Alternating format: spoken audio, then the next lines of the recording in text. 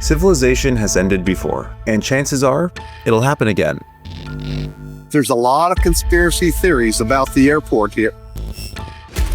There is a vast underground network of New World Order command bunkers. CIA is also home to the truly terrifying murals of Leo Tanguma. The airport dedication plaque has the Freemason symbol on it, signed by the New World Airport Authority, which technically doesn't exist. I'm at the Denver International Airport where there's tons of conspiracy theories surrounding this place. Let's just get down to the bottom of this. A worker, along with others, reportedly said that there was a complex network of tunnels beneath the airport. When you enter the Denver airport, there's a horse arteries. There are many people who believe the International Airport in Denver, Colorado, might be a key location when the end of the world comes. And those rumors have been going around since before the airport was even built. It was in the late 1980s. So at that point, Denver already had an airport called the Stapleton International. But don't let the name fool you. Although it was an international airport, Stapleton was very small. There were too many people who needed to pass into, out of, and through Denver for Stapleton to handle, and so then Denver actually needed something bigger to accommodate all that traffic. As you know, Denver is a big city. It's going to eventually become a big hub. And when the new airport was first proposed, the city wanted to build it in an empty, open field well outside of town. Like, you are going to be going to nowhere to get to this airport. And this was a very odd location for such a huge hub. It was actually roughly 25 miles outside of downtown Denver. So like, you would fly into Denver, this huge city, and then you're gonna have to drive 30 minutes to an hour to even get to your hotel or wherever it was you were initially going to be into Denver. And so this just didn't seem practical. And it made some people wonder, why build the airport there of all places? It just made more sense to put a major travel hub in or near the city.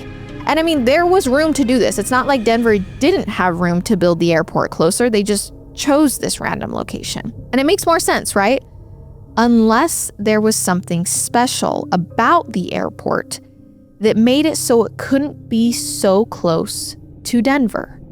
So there's already an existing airport in downtown Denver. Yeah. They decided to move it to literally the middle of nowhere outside of the city and build it way bigger, even though the Denver airport was the 20th most busy airport in the US. So not even like that. Yeah. But it's like it's now like, I think, the largest airport in the country, or the second largest. Right. Crazy, right? So it's on 53 square miles of land. Wow. There's one road in, one road out. Weird. Building the Denver airport, they moved 110 million cubic yards of earth.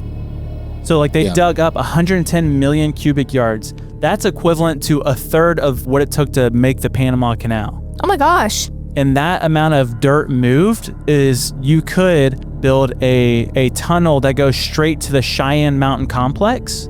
Which, do you know what the Cheyenne Mountain Complex is? Yeah, but for the viewers, maybe you should tell them. It is a bunker used in case of nuclear war as a command center for the U.S. military. Okay. So this amount of earth being moved is not like normal for an airport. No. Okay. During the Cold War, the U.S. government literally hollowed out a mountain. This is true. This is not a tinfoil tale. They dug out a mountain, and they wanted a headquarters that was deep underground under all of these layers of stone and granite, where they could run military operations in the event of a nuclear war. So all of that stone would reportedly help shield the complex from radiation, EMPs, just any kind of attack. So in the 1950s and 60s, literally the United States of America dug out this massive complex inside of a mountain in Denver. And to this day, it's the headquarters for a local branch of the North American Aerospace Defense Command, otherwise known as NORAD. Which is just crazy, right? But some people are like, maybe they didn't stop at hollowing out that mountain.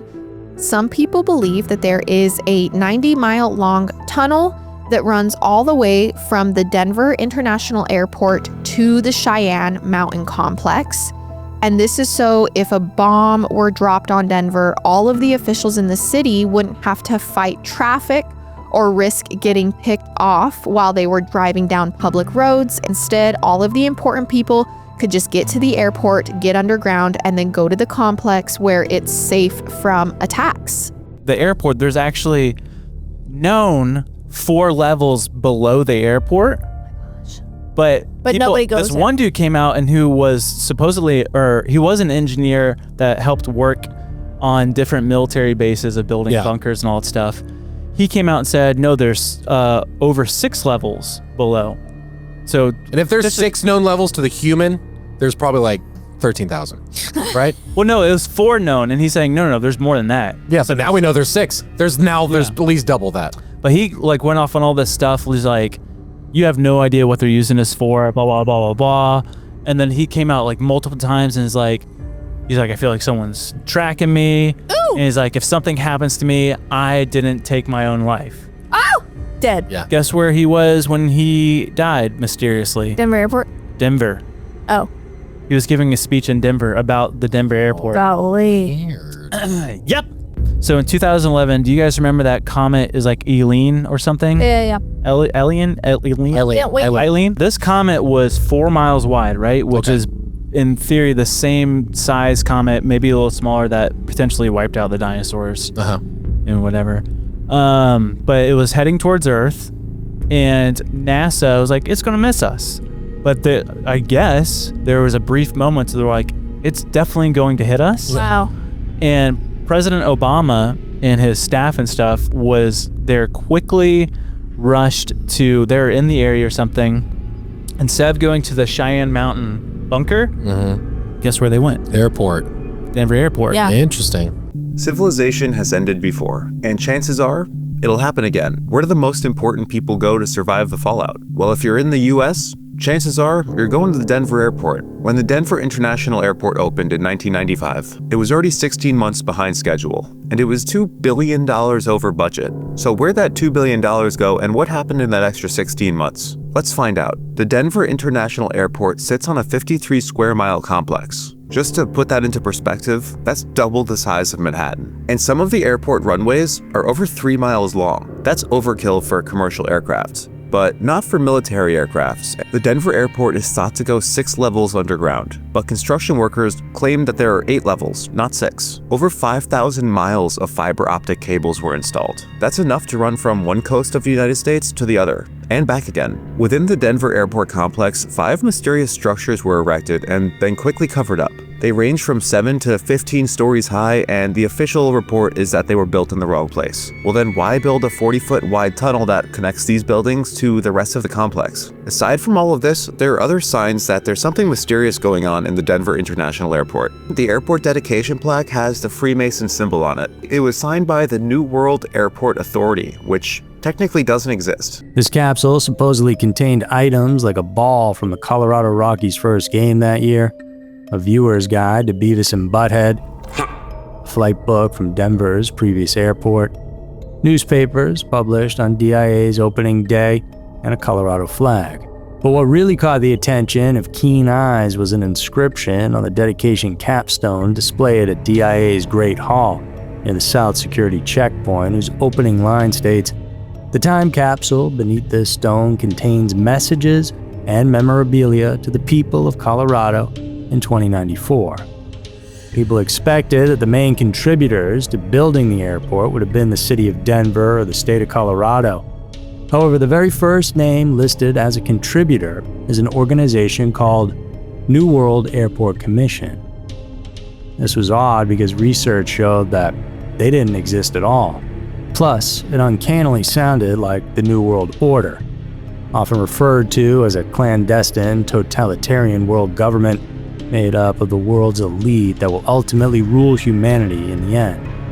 Also etched on that capstone are the square and compass symbol of the Freemasonry that's linked to the Illuminati, and they're said to be composed of various organizations alleged to conspire to control world affairs. Adding fuel to that fire was the date of the airport's dedication, March 19th, 1994. The sum of each digit of the day and year, 191994, is 33. which just so happens to be the highest level that represents perfection in Freemasonry. So, all this has fanned the rumors that DIA is the headquarters of the world's most powerful and influential, who are said to survive Judgment Day. This is where it gets even crazier. In the baggage area, they have these statues of gargoyles coming out of suitcases. Coming out of suitcases. Coming out of suitcases. And then they used to have these murals put up, but they have since taken it down because it got just way too much like, what the heck am I looking at? Really? So it was this artist who did these 4 giant murals. I'm just going to describe some of the things that were in these murals. Oh, no. Huge. They're really big. So you had, this is terrible. Okay. I'm not Warning. This is weird stuff. This is stuff that was in the airport. This was in the airport. Kids would have seen this. Yes, everyone would have seen this. Got it. Okay. Huge on display. Children in coffins. Oh my gosh. A forest in a city on fire. A child holding a Mayan tablet depicting the end of the world. Nice. What? A Nazi wearing a gas mask. What? Okay. Holding a sword that was stabbing a dove. Okay. Not tasteful. Like it was getting rid of peace. That's what some people were saying. There was a mural of the children all over the world who had killed the Nazi, and they were bringing their weapons wrapped in their country's flag to a little German boy. Why? Who was at the center of it with a hammer. What? Can we just like a hang hammer, like a communism? Yeah, this is so terrible. Yeah. But the one with the Nazi, it was showing like people that were like starving, and there was a woman holding her the seat. Oh my gosh, this That's is what I'm horrible. saying. Like, why is this in the You're in airport? Colorado. Draw some mountains, buddy. Oh my That's what I'm saying. gosh. But they've taken it down, Yeah. right? Okay. Because Only- we're being too obvious. Yeah, well, that's what people are saying. Yeah. It's like, lay it on a little thicker that you guys are wackos. A conspiracy theory about the organization's alleged ties with Nazism was connected to the airport's 6 runways, with lengths ranging from 12,000 to 16,000 feet. The mysterious link there? The swastika. In modern times, Western countries view the swastika as a symbol of racial supremacism and intimidation because of its association with Nazism. And one just has to fly a few thousand feet above DIA to view that its runway and terminals resemble the shape of a swastika. However, a close look at aerial photography of the supposedly swastika-shaped runways reveals an uneven, misshapen, and largely interpretive swastika at best. If you enjoyed today's video on Anonymous Official, leave a like and subscribe if you haven't done so already. Thanks for watching and sticking with us.